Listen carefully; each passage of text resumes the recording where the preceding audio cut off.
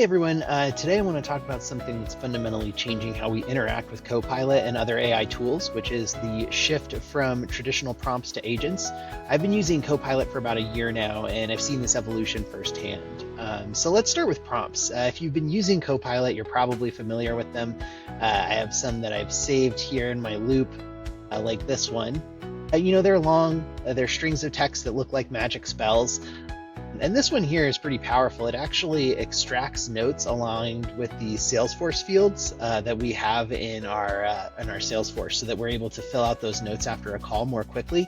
It saves sellers time and mental energy, but it's basically like casting a magic spell every time you copy and paste it.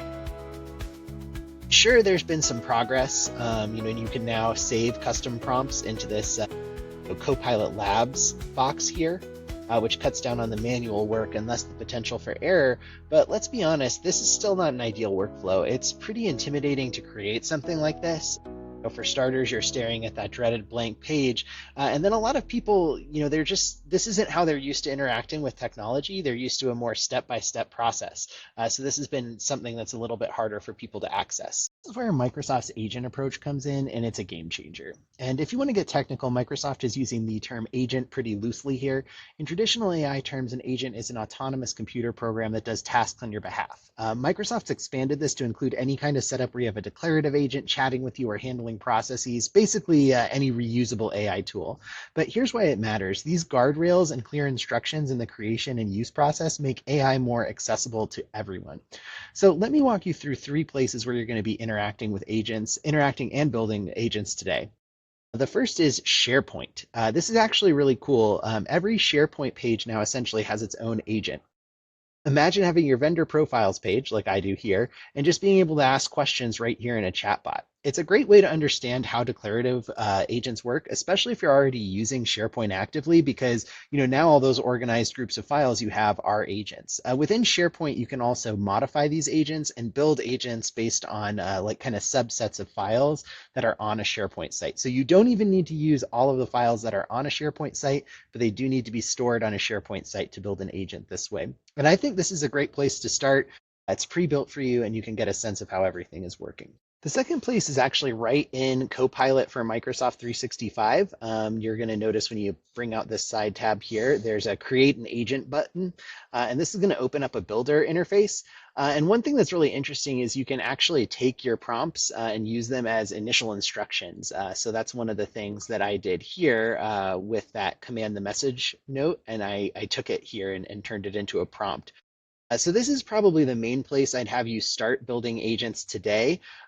It's going to load up this describe interface, which is going to walk you through a couple steps. The first one's the most important. This is where you're describing what you want the agent to do, so be really detailed here. Then it's going to ask you for some more information that's sort of related to tone and topics it should avoid, as well as naming it. Once you go through here, it's going to create this configure panel for you. And one of the reasons why I think this Discover page is so valuable is because it's going to actually create these starter prompts for you down here, which are really going to help your agent function more effectively. Within this interface, you can choose if you want it to have web content, tie it to specific SharePoint sites, even give it the image generator capabilities if you'd like. And then there is one last place to build AI agents as well. The third option, and this is where things get really interesting, is in Copilot Studio. And this is the full featured experience. And not only can you build standalone agents like this one I was playing with here, but you can also customize Copilot for Microsoft 365. So I'll show you an agent I recently worked on for a coworker that generates news alerts about some of our specific vendors that she works with. So here you can see if you were creating a new agent, it would take you through a pretty similar process to when you were in Copilot for 365, where you go through that kind of like GPT builder couple step description to build out these stages. Again, you can add knowledge, actions, and these include things like connections to other pieces of software. For us, this would be like Salesforce, ServiceNow, as well as Power Automate in the Power Platform if you want to add automation to your agents. And then you have the ability to publish your agent as well. So this one pulls news stories from the internet. Make this window a little bigger so you can see the test window over here. And I'll just have it pull up some product updates from some of these vendors. So you can see here it produced a lot of updates from some of our specific vendors. But one of the interesting next steps here is you'd actually be able to add like newsletters and final product content here as the knowledge from SharePoint. And then you can have this AI agent, actually produce your final content directly from the stuff it's produced off of the internet. So this is the third and most powerful section to build these AI agents. One note that I do want to give is that if you build an agent in Copilot Studio, it's not going to show up in like the agent list here. And vice versa. It looks like there's going to be some feature updates to correct that, but right now these are basically two separate panels. So that's something to keep in mind. I would say if you're just building like a quick little chatbot, don't hesitate to go here. But if you want to add, connections to other applications and services, then I would build within Copilot Studio directly. Here's what I really want to emphasize. Building agents is really fast. I'm not exaggerating when I say you can get a minimum viable product up and running in about 10 minutes. This speed means you can iterate quickly and solve real business problems and even customize them down to an individual level. It's a huge step forward for Microsoft's traditional low-code platforms, which still felt too much like coding for many users to be comfortable with. With AI-powered agents, we're finally dealing in natural language, making these tools accessible to everyone.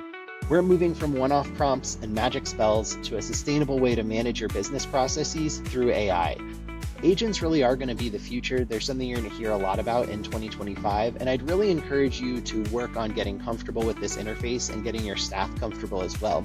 Declarative agents are already a powerful tool, but with the autonomous agents coming on the horizon, you're really going to be looking at a period where first movers are going to have a huge advantage with some of those tools. So thanks so much for your time, and if you have any questions, I'd love to hear them in the comments, especially if you have any ideas for some agents you'd like to see built.